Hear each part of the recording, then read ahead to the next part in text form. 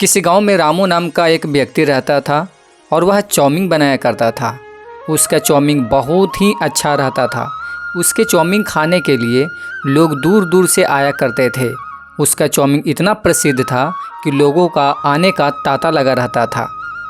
तभी एक व्यक्ति आकर उसका चाउमीन खाने लगता है।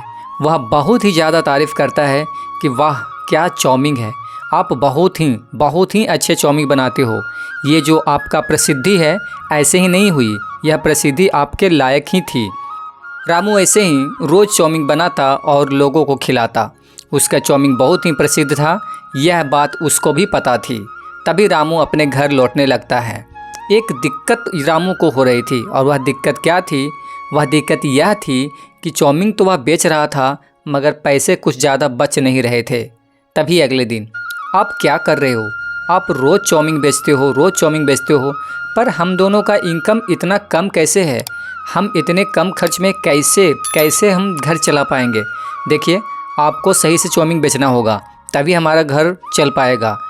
तभी इतना कहने के बाद, नहीं, मैं तो बहुत ही अच्छे से चलाता हूँ।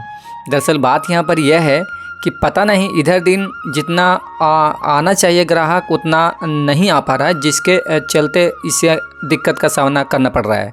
कुछ ऐसा लड़खड़ाकर रामू बोलता है। तभी रामू के गांव के कुछ दूरी पर ही एक जंगल था। उस जंगल में एक चुड़ैल रहती थी और उसे भी चाउमीन खाना बहुत ही पसंद था और वह खुद से बनाकर खाती थी। लेकिन आज रामू का चाउमीन अपने भेष को बदल कर और आकर खा रही थी। अपने घर पर आकर उसे बहुत ही अच्छा लग रहा था और यह चाउमीन जो इसे इतना अच्छा लगा, वह फिर सोच रही थी कि चलो आज फिर से रामू के पास में चलते हैं और उनसे चाउमीन मांग कर खाएंगे। यह जो है अपना भेष बदल लेती थी, क्योंकि इस चुड़ैल को कोई भी देखता तो वह बेहोश हो जाता, वह घबराकर भाग जाता।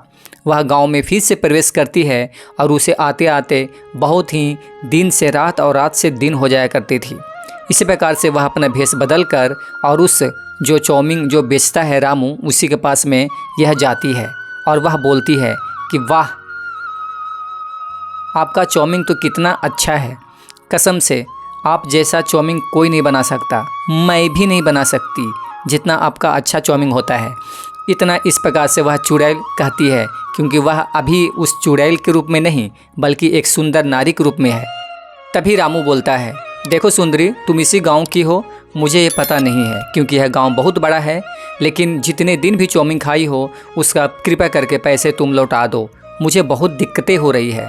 रामू कुछ इस प्रकार से उस सुंदर लड़की से बोलता है जो कि चुड़ैल से बोलता है। तभी अगले दिन, तभी रामू की बीवी, देख लीजिए आपकी जो हरकत है वो दिन प्रतिदिन सुधरने का नाम नहीं ले रही है। आप चाउमीन को उधार में क्यों बेचे जा रहे हो? ऐसी स्थिति रही तो हम दोनों सड़क पे आ जाएंगे। आज बस सिर्फ आज भर ही चाउमीन बेचने के लिए मेरे पास में पैसे हैं। इतना ये सब जो कह रही थी उसकी बीवी, अपने पति को सुना रही थी। तभी उसी के घर में वह चुड़ैल चुपके से पहले से ही आकर और टेबल के पीछे छुपी हुई थी और सारी बातें सुन लेती है। तभी वह चुड़ैल अगले दिन फिर से आती है उस रामू के पास में और अपना भेष बदल कर उसके सामने कहती है, देखिए, मैं आपसे जितना बार भी मैं चाउमीन खाई हूँ उसके पैसे मैं लौटाने आई हूँ। कृपया करके आप इस पैसे के ले लीजिए, क्योंकि ये आपकी अमानत है। कुछ चुड़ैल इस प्रकार से बोलती है और उतना बोलने के बाद वह अपने घर को जाने लगती है। रामू सोचता है कि क्या ये सच में पूरा का पूरा पैसा होगा या ऐसे ही यह बस देकर गई है। फिर भी रामू अपना काम करते रहता है और यह बात सोचते रहता है। तभी थोड़ी देर बाद रामू भी अपने घर के जाने के लिए तैयार होता है। उस बैग में बहुत सारे पैसे थे, लेकिन रामू को यह बात पता नहीं थी।